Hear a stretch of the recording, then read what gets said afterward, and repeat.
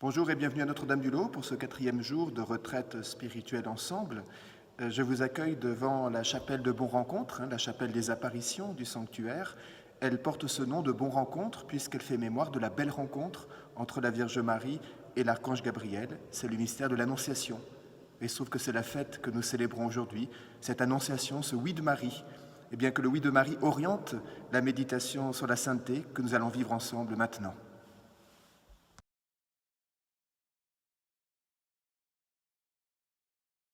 Voilà, nous nous retrouvons dans mon bureau pour cette 4e méditation de retraite. Je vous propose de confier ce 4e jour à la protection de la Vierge Marie. Au nom du Père, du Fils et du Saint-Esprit. Amen. Je vous salue Marie, pleine de grâce. Le Seigneur est avec vous. Vous êtes bénie entre toutes les femmes, et Jésus, le fruit de vos entrailles, est béni. Sainte Marie, Mère de Dieu, priez pour nous pauvres pécheurs, maintenant et à l'heure de notre mort. Amen. Seigneur notre Dieu, par l'intercession de la Vierge du Lot, viens nous rendre disponibles à ce que tu veux nous enseigner aujourd'hui. Viens, Seigneur, nous éclairer, viens orienter nos cœurs pour qu'ils battent au rythme de celui de ton Fils. Au nom du Père, du Fils et du Saint-Esprit. Amen. Bien, après avoir situé au premier jour de notre retraite le cadre particulier de notre confinement, qui appelle à un chemin de sainteté éclairé par des notions de fragilité, de perte, de conversion. Au deuxième jour, je me suis permis de vous rappeler le fondement essentiel pour penser la sainteté, c'est partir de Dieu, Dieu seul est saint, Apocalypse 15.4, car toi seul es saint, toi seul es Seigneur. Nous avons vu que cette sainteté de Dieu, ça voulait dire sa séparation ontologique à l'égard du créé, lui seul est incréé, et sa séparation radicale à l'égard du mal. Mais en Jésus-Christ, c'était notre 3e méditation, cette double séparation est non pas tant abolie que dépassée. Voyez, nous avons vu dans la méditation que la séparation ontologique était dépassée et intégrée en la personne de Jésus-Christ, vrai Dieu et vrai homme. Nous avons vu que la séparation radicale de Dieu à l'égard du mal était dépassée, transfigurée, rachetée dans la réconciliation obtenue dans le sang du Christ, cette justification par laquelle Jésus nous a ajustés au Père. Donc clairement, arrivé ici, nous pouvons dire que la sainteté n'est pas du domaine de nos efforts personnels d'abord, c'est un don de Dieu. C'est un don de Dieu. Et toute la question finalement va consister à se dire comment nous nous rendons disponibles à ce don de Dieu, comment nous nous rendons accueillants à ce que Dieu nous donne et qui seul peut nous sauver. Et de ce côté-là, il y a quand même notre part à apporter. On peut penser à ce que va nous dire Saint Pierre dans la première épître, première de Pierre, chapitre 1, versets 15 et 16, « À l'exemple du Dieu saint qui vous a appelé, devenez saints, vous aussi, dans toute votre conduite. » Et donc clairement, il y a des actes à poser pour correspondre à cette sainteté de Dieu, même si Saint Pierre fait bien le lien avec la source de toute sainteté, puisqu'il continue, puisqu'il est écrit « Vous serez saints, car moi je suis saint ». En fait, c'est une référence au livre du Lévitique. Et on a là cette articulation, vous voyez, « Vous serez saints, car moi je suis saint », et en accueillant ma sainteté, par toute votre conduite, vous deviendrez saints. Alors autant dans les méditations précédentes, nous sommes partis de la source, d'en haut, de Dieu, qui seul est saint et qui nous donne part à sa sainteté, autant maintenant je vous invite à accueillir la sainteté par en bas, c'est-à-dire quelle est notre disposition, quelle est l'orientation de notre être qui va nous permettre d'être disponible à cette sainteté qui nous est donnée. Et pour ça, je vous propose quelques points de repère anthropologiques. Alors le mot fait peut-être un peu peur, mais l'anthropologie, c'est tout simplement le regard sur ce qu'est l'être humain. Et à partir de ce que nous sommes, nous pouvons penser de manière ajustée ce que nous sommes appelés à être. Je m'appuie pour cela sur mes propres réflexions, mais aussi sur les éclairages du psychanalyste Olivier Lantenne, que j'apprécie beaucoup, qui est un grand ami du lot, et sur la lecture aussi de plusieurs théologiens, qu'ils soient catholiques ou orthodoxes. Et pour cela, je choisis la conception tripartite de l'être humain, qui distingue le corps, l'âme et l'esprit. Ce tripartite me semble plus éclairant que la conception bipartite, dont on a peut-être davantage l'habitude, le corps et l'âme. Voyez, on va distinguer deux dimensions dans l'être humain, le corps et l'âme. C'est peut-être plus facile, effectivement, parce que dans ces cas-là, sous corps, on entend toute la partie matérielle de l'être humain, et sous âme, on entend toute la partie immatérielle de l'être humain. C'est plus simple, mais sans doute plus risqué, ou en tout cas moins clair, Parce qu'avec cette conception bipartite âme-corps, on risque de penser l'homme dans une logique dualiste, séparant le corps et l'âme. Un peu avec cet arrière-fond, je dirais, platonicien, hein, où pour Platon, le corps était vu comme la prison de l'âme, le tombeau de l'âme. Il faisait un jeu de mots d'ailleurs en grec entre le corps soma et le tombeau séma. Et donc le risque, c'est de considérer le monde de l'âme comme étant la belle partie de l'être humain, et puis le monde du corps comme étant la source de tous les péchés. Et on voit qu'un certain nombre d'hérésies, je pense à l'hérésie cathare, se sont appuyées là-dessus pour séparer énormément le corps et l'âme. C'est pourquoi personnellement je préfère cette conception tripartite, qui me semble d'ailleurs bien davantage correspondre à notre nature d'être humain créé à l'image, à la ressemblance de Dieu.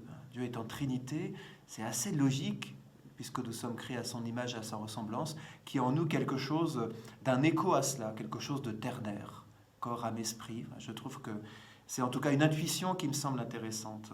Et selon cette conception tripartite, l'esprit donne la vie à l'âme, qui donne la vie au corps. Et de cette vision tripartite, on trouve d'importants échos dans la parole de Dieu, soit sous mode un peu allusif, soit clairement exprimé.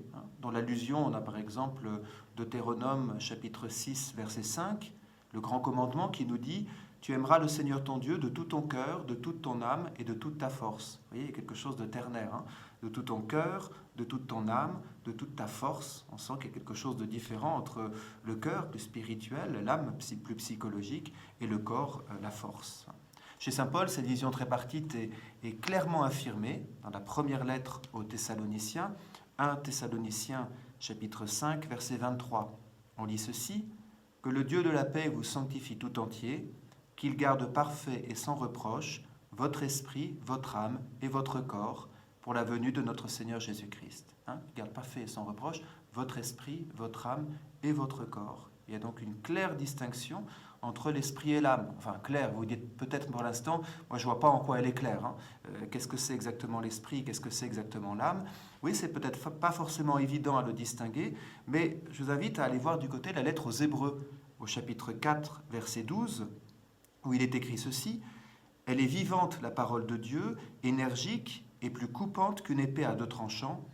Elle va jusqu'au point de partage de l'âme et de l'esprit. » Vous voyez, la parole de Dieu, elle vient au point de partage de l'âme et de l'esprit. Si vous percevez difficilement ce qui est du domaine de l'âme, ce qui est du domaine de l'esprit, laissez la parole de Dieu rejoindre et faire ce point de partage qui va permettre de clarifier les choses. C'est ce qu'on va essayer de faire ensemble, en étant bien clair qu'il ne s'agit pas de diviser l'être humain en territoire ou en tiroir. Bien sûr que l'être humain est un, nous sommes une seule personne, mais on peut distinguer des éléments qui nous composent de manière à bien percevoir ce qui est en jeu par rapport à la sainteté.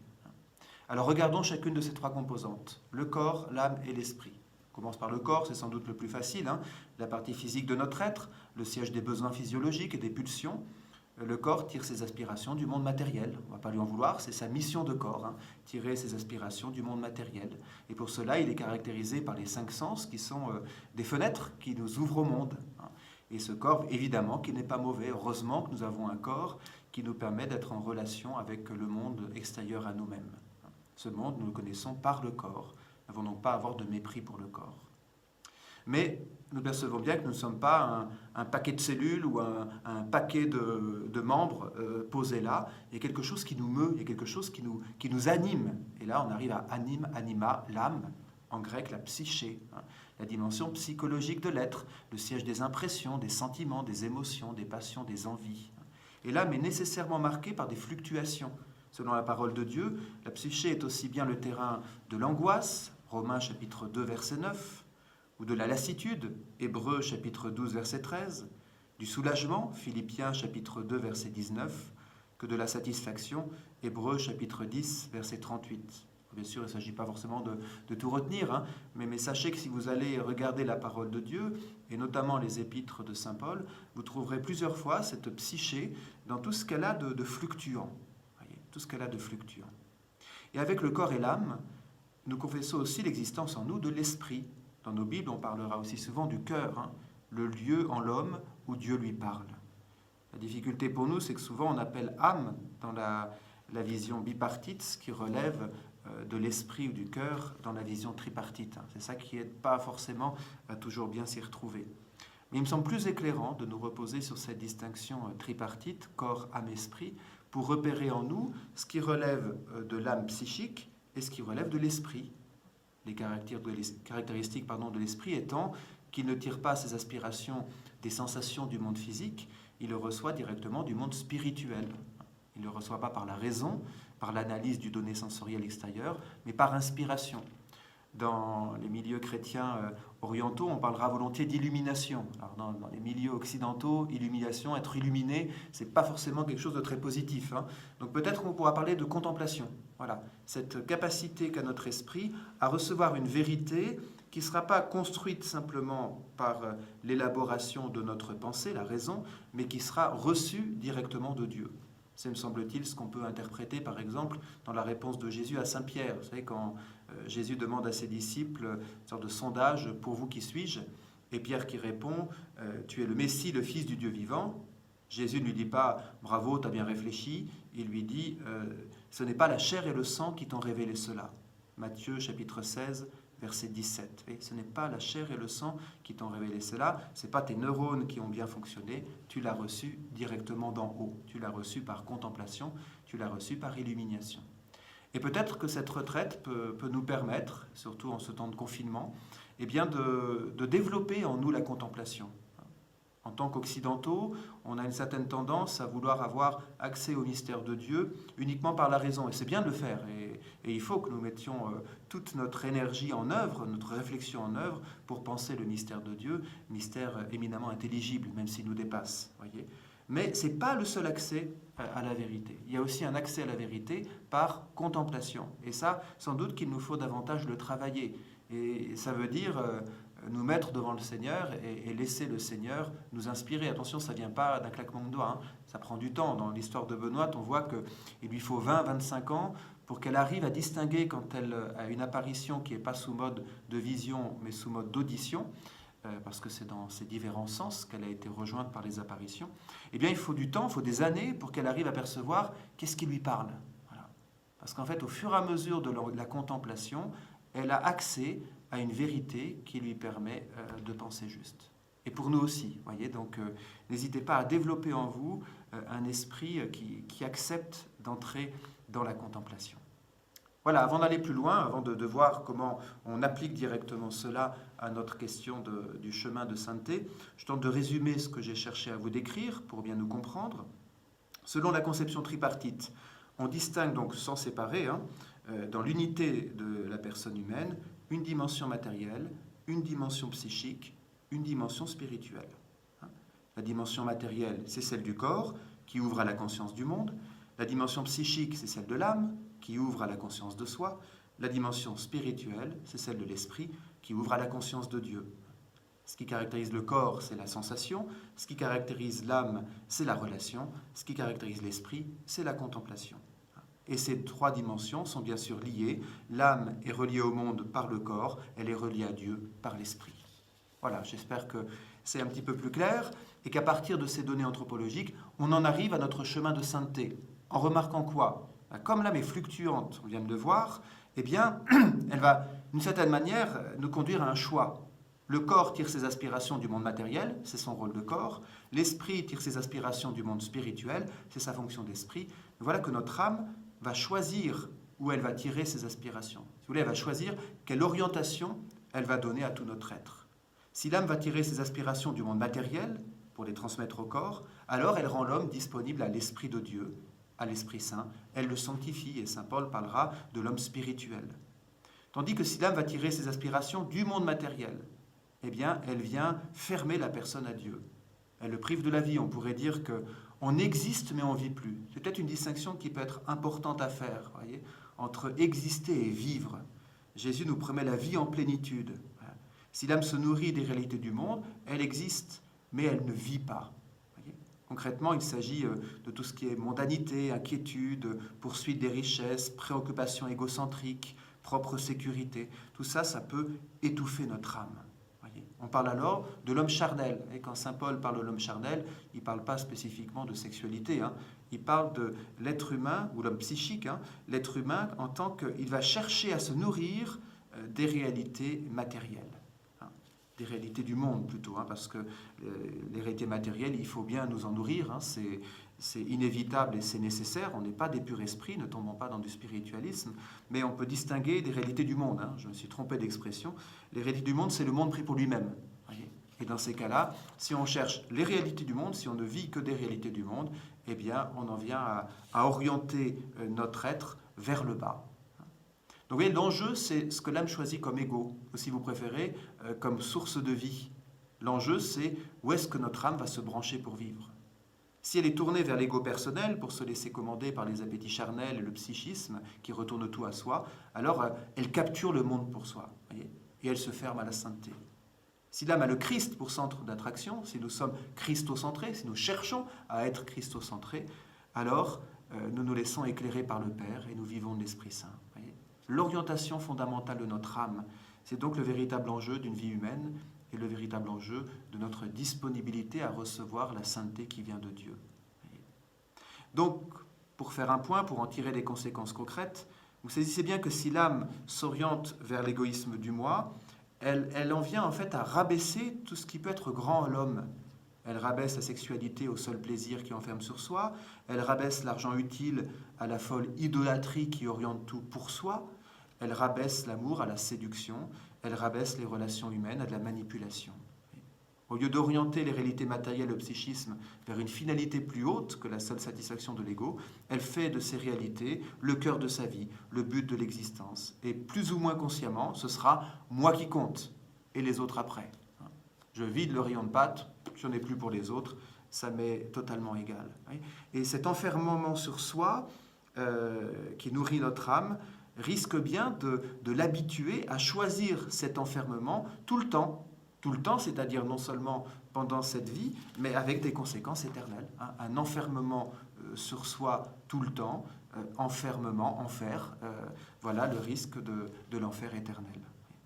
Tandis que si l'âme oriente son esprit vers l'esprit de Dieu, si elle rentre l'esprit vers l'esprit de Dieu, eh bien le corps en vient à choisir des réalités plus hautes que les seuls désirs des sens. Les pulsions et les désirs ne sont pas niés, on est des êtres humains, il faut accueillir cette réalité qui fait partie de nous. Ils ne sont pas niés, mais sont orientés vers un projet plus grand, qui est se rendre disponible à la sainteté de Dieu et en vivre concrètement. Vous voyez, à ce moment-là, on voit la conversion de manière complètement nouvelle. Ce n'est pas faire taire en nous les désirs, c'est au contraire retrouver ces désirs plus beaux et plus purs dans une juste orientation de tout notre être. Et je crois que fondamentalement, le carême, c'est pas je me coupe de tous mes désirs, on va parler de réfréner, on pourrait dire de réorienter les désirs vers une fin supérieure. Le dominicain Jean-Miguel Guelette, qui a écrit un très beau livre, si vous souhaitez une bonne lecture de confinement, je vous conseille vraiment ce petit livre qui s'appelle « Laisse Dieu être Dieu en toi ». Rien que le titre vaut la peine. Laisse Dieu être Dieu en toi, aux éditions du Cerf en 2002. Il dit ceci: quitter le péché et t'ouvrir à Dieu, ce n'est donc pas chercher à tuer en toi le désir, ce qui serait impossible et dangereux, mais plutôt l'orienter vers ce qui en vaut la peine. Voyez, c'est pas tuer le désir, mais c'est orienter le désir vers ce qui en vaut la peine.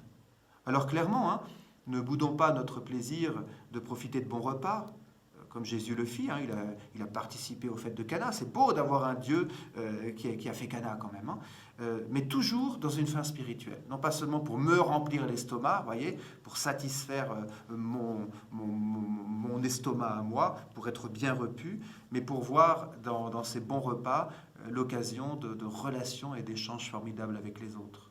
Je renvoie aussi par exemple à la théologie du corps de Saint Jean-Paul II, sur la sexualité comme un culte rendu à Dieu. C'est comme extraordinaire, le pape Jean-Paul II qui insiste sur le fait que l'union sexuelle dans le cadre d'un couple marié est une célébration d'amour, avec tout ce que ça porte comme limite, parce que ce sont des êtres humains limités qui le vivent, donc ce n'est pas toujours absolument formidable, mais c'est toujours, comme nos liturgies avec leurs imperfections, c'est une liturgie rendue à Dieu pour la grandeur de l'amour.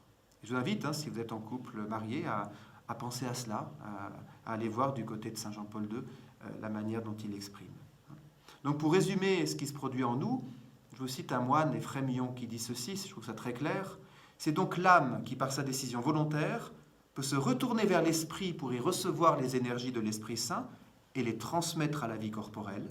Le corps devient lui aussi participant de la vie de l'esprit, il devient corps spirituel, c'est-à-dire corps animé, vivifié par l'esprit. Et on voit bien alors que la pierre d'achoppement de la sainteté, c'est l'âme, orientée vers l'ego ou vers son Seigneur qui est sa source pour recevoir sa sainteté. Soit elle résiste à la transformation, soit elle se rend disponible à la transformation. On pourrait dire c'est évident, mais non, on se rend compte que cette alternative, elle n'est pas si simple, car la tentation de l'âme de se laisser enfermer, envahir d'elle-même et détourner de l'esprit, c'est quelque chose qui est fréquent dans nos vies. Saint Paul va parler des tendances de la chair. Et il va dire cette parole dans laquelle on se retrouve tous, hein, le bien que je voudrais faire, je ne le fais pas, le mal que je ne voudrais pas, je le fais.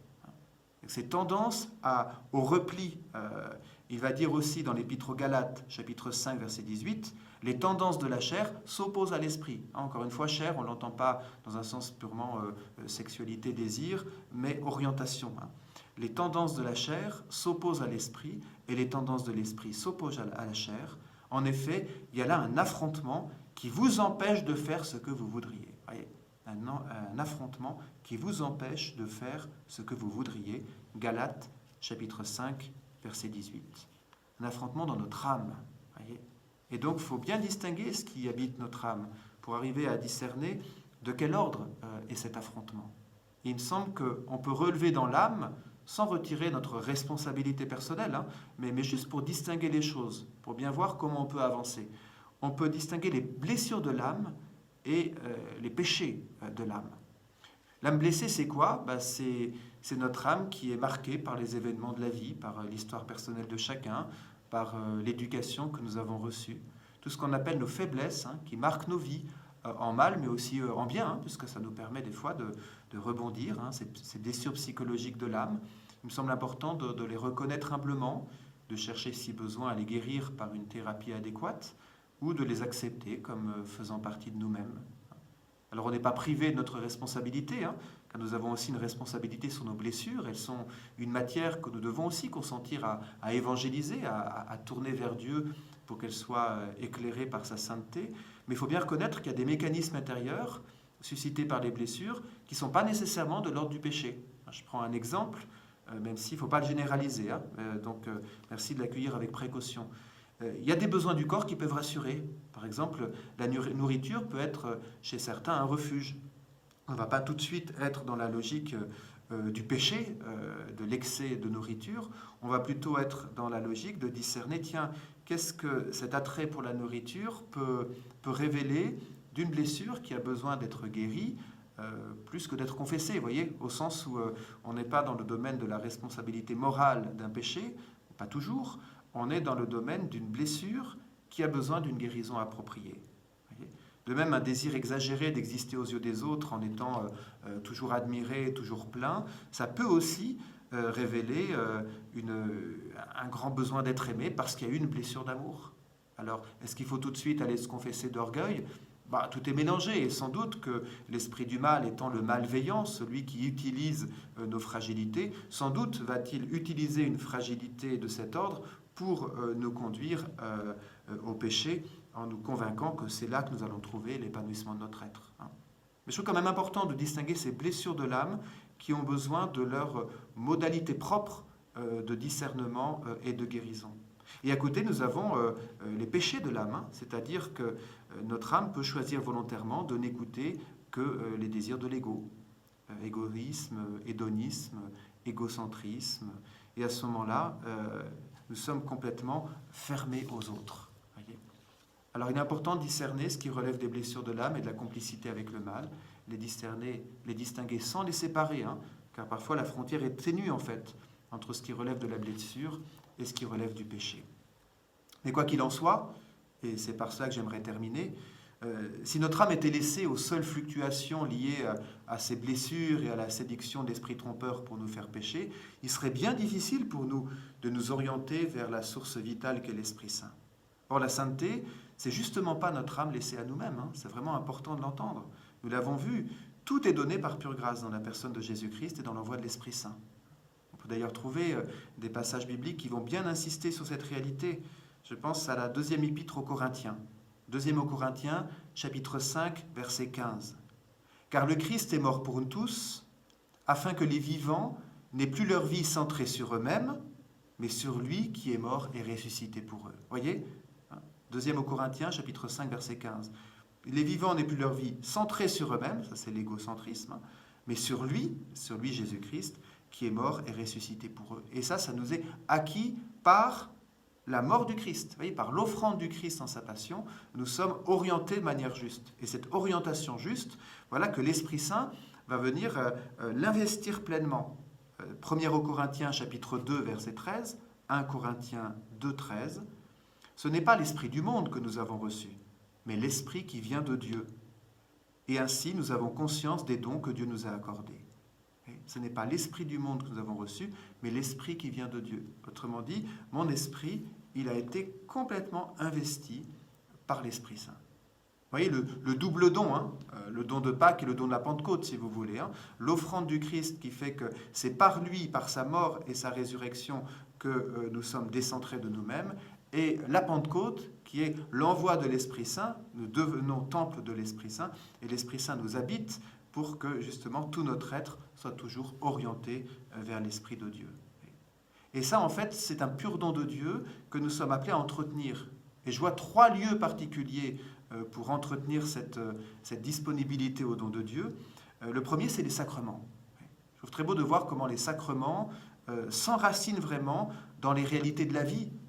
C'est la naissance, c'est l'eau, c'est la nourriture, c'est la maladie, c'est la complicité avec le mal, c'est les engagements de la vie. Voyez ? Donc toutes ces réalités de la vie, de l'être humain, qui se trouvent orientées pour devenir don de la grâce.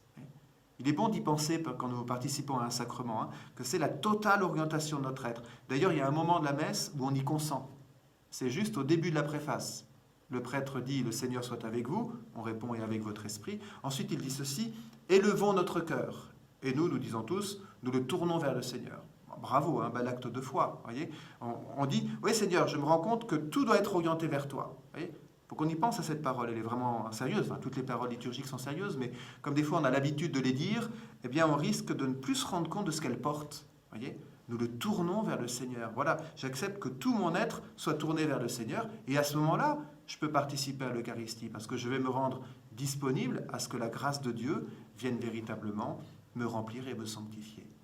Donc les sacrements sont vraiment le premier lieu où nous laissons notre âme être orientée par pure grâce. Le deuxième lieu qui lui est lié, c'est la prière. La prière ne vise pas d'abord à convaincre Dieu qu'il serait bien qu'il fasse ceci ou cela. La prière vise d'abord à vivre une expérience d'orientation de notre âme.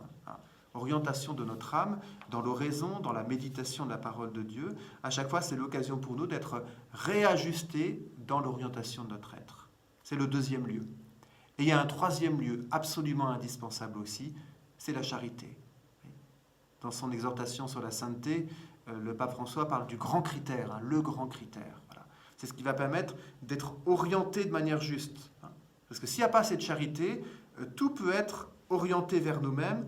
On pourrait dire même les choses les plus belles. Pensez à la première aux Corinthiens, chapitre 13. « J'aurais beau parler toutes les langues de la terre, j'aurais beau distribuer toute ma fortune aux affamés, si je n'ai pas la charité, ça ne sert à rien. » Voyez, si je n'ai pas la charité, ça reste fermé sur moi-même, et donc ça ne me rend pas disponible à la sainteté qui vient de Dieu. Et c'est pourquoi la charité est vraiment le grand critère. Pensez à Matthieu 25, la grande parabole du jugement dernier. Le jugement se fait sur la charité.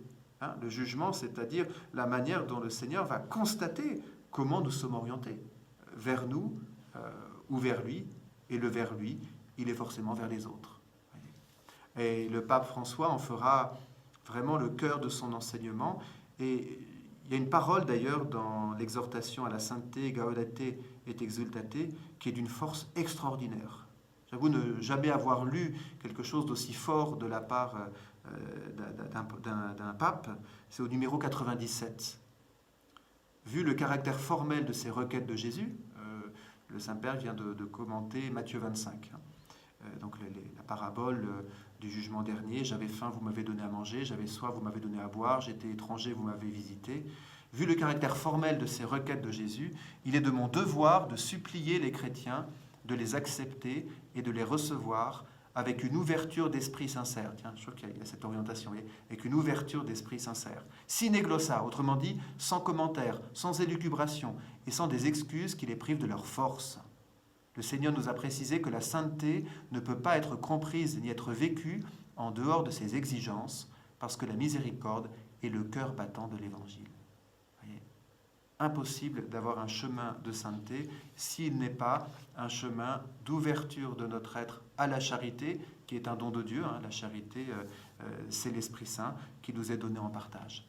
Alors en conclusion, j'aimerais vous inviter par exemple à relire les Béatitudes, Matthieu chapitre 5, pour voir en quoi les Béatitudes, on pourrait dire, mais c'est bizarre, c'est un bonheur à l'envers. Non, ce n'est pas un bonheur à l'envers. C'est un bonheur qui nous rappelle qu'on est à l'envers. Et finalement, en accueillant les béatitudes, on se rend compte qu'en nous se réalise un processus de réorientation de manière juste pour que nous puissions tout recevoir de Dieu. Donc relisez les béatitudes sous cet angle-là, comme un vrai accueil du Seigneur qui par la croix, va retourner tout notre être, tout le sens que nous pouvons nous faire du bonheur, pour pouvoir nous mettre à disposition de la sainteté qui vient de Dieu. Et puis je vous invite aussi à méditer ce qu'il en est de votre désir de sainteté à partir de cela. On voit bien que la sainteté, ce n'est pas la somme de nos petits efforts. Parce que dans ces cas-là, évidemment qu'on va vite dire « c'est pas fait pour moi ». Je me connais suffisamment, je vois très bien que mes petits efforts sont toujours minuscules, que je retourne toujours dans les mêmes ornières, je ne serai jamais saint. Voyez, et finalement, on invalide l'appel universel à la sainteté sous impression simplement d'être assez lucide sur nous-mêmes. Et voilà que le pape François, dans son exhortation apostolique à la sainteté, va d'une certaine manière nous rappeler l'essentiel. Il va dire ceci, c'est au numéro 22 de l'exhortation Gaudete et Exultate. 22. Il ne faut pas s'arrêter aux détails, dit le pape François, car là aussi, il peut y avoir des erreurs et des chutes. Tout ce que dit un saint n'est pas forcément fidèle à l'Évangile. Tout ce qu'il fait n'est pas nécessairement authentique et parfait. Ce qu'il faut considérer, c'est l'ensemble de sa vie, tout son cheminement de sanctification. Et je me permets d'ajouter, c'est l'orientation fondamentale de son âme. Voyez, pour en perdre beaucoup d'énergie à nous focaliser simplement sur des détails culpabilisants, bien sûr qu'il nous faut lutter contre nos péchés. Voyez. Mais ce que le Seigneur nous appelle à vivre, c'est d'être en vraie disponibilité à la grâce, en état de grâce. Eh bien, je vous souhaite de vous rendre disponible à la grâce et je vous souhaite de prolonger, si vous le voulez bien, cette méditation par la proposition que je vous fais et que je vais retrouver. Voilà, donc sur le site du Sanctuaire Notre-Dame-du-Lot ou sur le site Ozanam, vous trouvez les propositions de prolongement, à la fois deux textes bibliques, 2 Corinthiens chapitre 2 versets 14 et 16, l'amour du Christ nous saisit quand nous pensons qu'un seul est mort pour tous, et l'Épître aux Galates chapitre 5, j'en ai cité un extrait tout à l'heure, marcher sous la conduite de l'Esprit Saint. Voilà, 2 textes bibliques à méditer. Et puis, je vous ai mis également une méditation qui m'a beaucoup touché, ce livre magnifique du dominicain Adrien Candiar, qui s'appelle « À Philémon, réflexion sur la liberté chrétienne » de l'année dernière. Et il médite le renversement de Paul. Vous savez, Saul qui est renversé sur le chemin de Damas. Ben justement, ce renversement, il est de l'ordre de la réorientation fondamentale de son être. Et voilà que le frère Adrien Candiar nous en offre une magnifique explication, en tout cas une magnifique méditation que vous trouvez également dans les documents sur nos 2 sites internet. Je vous remercie de votre attention. Avec vous, je rends gloire à Dieu. Gloire au Père et au Fils et au Saint-Esprit, comme il était au commencement, maintenant et toujours, et dans les siècles des siècles. Amen. Au nom du Père, du Fils et du Saint-Esprit. Amen.